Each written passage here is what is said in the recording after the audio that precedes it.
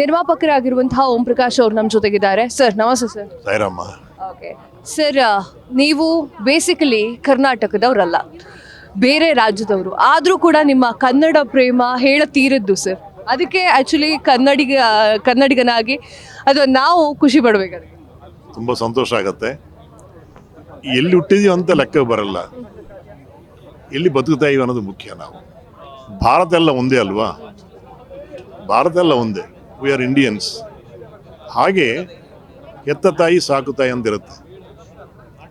ನನ್ನ ಹೆತ್ತ ತಾಯಿ ಆಂಧ್ರ ಆದ್ರೂ ಸಾಕು ತಾಯಿ ಕರ್ನಾಟಕ ತಾಯಿ, ಭುವನೇಶ್ವರ ತಾಯಿ. ನನಗಿಷ್ಟು ಮನೆ ಹಾಕಿ ನನ್ನನ್ನು ನೂರಾರು ಪಿಕ್ಚರ್ ಮಾಡೋಷ್ಟು ಅವಕಾಶ ಕೊಟ್ಟಿದ್ದಂಥ ಕನ್ನಡ ಕಲಾಭಿಮಾನ ನಾನು ಮರೆಯೋಕ್ಕಾಗತ್ತ. ಕಲಾವಿದರಾಗ್ಬೋದು, ಟೆಕ್ನಿಷಿಯನ್ಸ್ ಆಗ್ಬೋದು, ಒಕ್ಕೂಟದವರಾಗ್ಬೋದು, 24 ಕ್ರಾಫ್ಟ್ಸ್ ಅವರು ಎಲ್ಲ ಕನ್ನಡಿಗರೇ. ಎಲ್ಲರೂ ನನ್ನ ಸಹಕಾರ ಕೊಟ್ಟು ಬೆಳೆಸಿದ್ದಾರೆ. ಅದರಿಂದ ನಾನು ಕನ್ನಡ ಮರೆಯೋಕ್ಕಾಗತ್ತಾ? ಸರ್, ಸೋನು ನಿಗಮ್ ಅವರ ಆ ಒಂದು ಹೇಳಿಕೆ ಭಾರಿ ಸಂಚಲನವನ್ನ ಹುಟ್ಟುಹಾಕಿದೆ. ಸೊ ಇದ್ರ ಬಗ್ಗೆ ಏನು ಹೇಳಕ್ ಇಷ್ಟಪಡ್ತೀನಿ? ಅವನು ಸಾಧಕ ಅಂತ ಅಹಂಕಾರ ಇರ್ಬೋದು, ಬಟ್ ಇನ್ನೊಬ್ಬನ ತುಳಿಯಷ್ಟು ದುರಹಂಕಾರ ಇರಬಾರ್ದು ಅಂತ ಹೇಳಕ್ಕೆ ನಾನು ಇಷ್ಟಪಡ್ತೀನಿ. ಅವನು ಮಾಡಿದ್ದು 100ಕ್ಕೂ 100 ತಪ್ಪು. ಯಾಕಂದರೆ ಪ್ರತಿಯೊಬ್ಬರಿಗೆ ಸ್ವಾಭಿಮಾನ ಇರುತ್ತೆ, ಅವರ ಭಾಷೆ ಮೇಲೆ ಪ್ರೀತಿ ಇರುತ್ತೆ, ಗೌರವ ಇರುತ್ತೆ. ಅವ್ರು ಕೇಳಿದ್ದು ಕೇವಲ ಹಾಡು ಅಂತ ಕೇಳಿದ್ದಾರೆ ಅಷ್ಟೇ. ಅವರೇನು ನಿನ್ನ ಅವಮಾನ ಮಾಡಿಲ್ವೇ? ಅಂಥದ್ರಲ್ಲಿ ನೀವು ಯಾಕೆ ಕನ್ನಡ ಅಂದ ತಕ್ಷಣ ಅಷ್ಟು ಬೇಜಾರಾಗಬೇಕು? ಅಷ್ಟು BP ಬರೋಂಥ ಪರಿಸ್ಥಿತಿ ಏನಿಲ್ಲ. ಹಿಂದಿ ಹಾಡು ಹಾಡ್ತಾ ಇದ್ದಾರೆ, ನಮ್ಮವರು ಕನ್ನಡ ಹಾಡು ಹಾಡಿ ಅಂತ ಕೇಳ್ಕೊಂಡಿದ್ದಾರೆ. ಅದನ್ನು ನೀವು ತುಂಬ ಅವಮಾನ ಮಾಡಿ ಬೇರೆ ಥರ ಮಾತಾಡೋದು ತುಂಬ ತಪ್ಪು ತಪ್ಪು ತಪ್ಪು.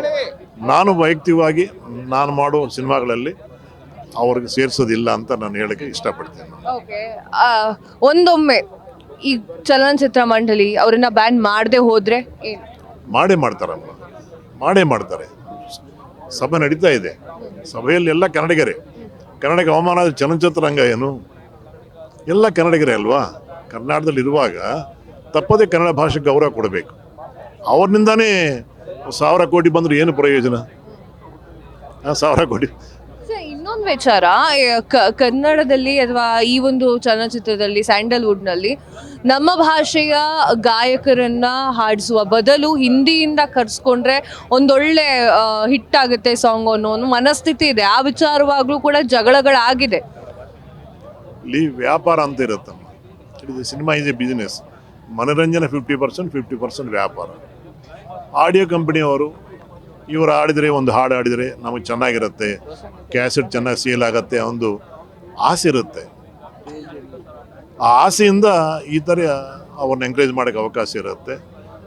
ಜನಗಳಷ್ಟೇ ಅಲ್ಲ, ನಾವು ಇಷ್ಟೆಲ್ಲ ಹೋರಾಟ ಮಾಡ್ತಾ ಇದೆಯಲ್ವಾ, ನಿಜವಾಗ್ಲೂ ಅವರೆಲ್ಲ ಕನ್ನಡ ಭಾಷೆಯಲ್ಲಿ ಪ್ರೀತಿ ಇದೆಯಾ?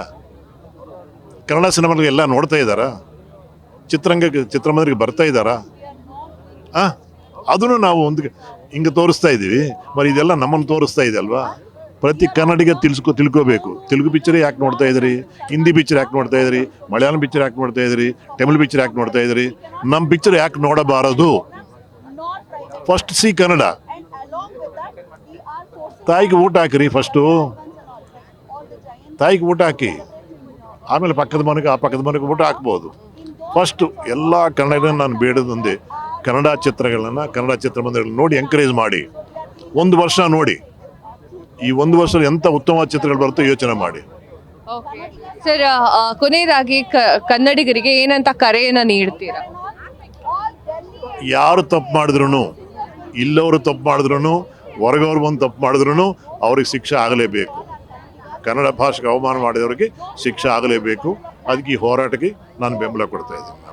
Thank you sir, thank you so much. ಇದಿಷ್ಟು ಆಗಿತ್ತು ಓಂ ಪ್ರಕಾಶ್ ಅವರ ಮಾತು. ಕ್ಯಾಮರಾ ಪರ್ಸನ್ ಪ್ರಶಾಂತ್ ಜೊತೆ ನಾನು ಕಾವ್ಯ ಹೆಗ್ಡೆ, ಫ್ರೀಡಮ್ ಟಿವಿ ಬೆಂಗಳೂರು. ಕ್ಷಣದ ಸುದ್ದಿಗಳಿಗಾಗಿ ಫ್ರೀಡಮ್ ಟಿವಿ ಸಬ್ಸ್ಕ್ರೈಬ್ ಮಾಡಿ, ಲೈಕ್ ಮಾಡಿ ಹಾಗೂ ಫಾಲೋ ಮಾಡಿ. ಹೊಸ ಸುದ್ದಿಗಳ ನೋಟಿಫಿಕೇಶನ್ಗಾಗಿ ಬೆಲ್ ಐಕಾನ್ ಮೇಲೆ ಕ್ಲಿಕ್ ಮಾಡಿ.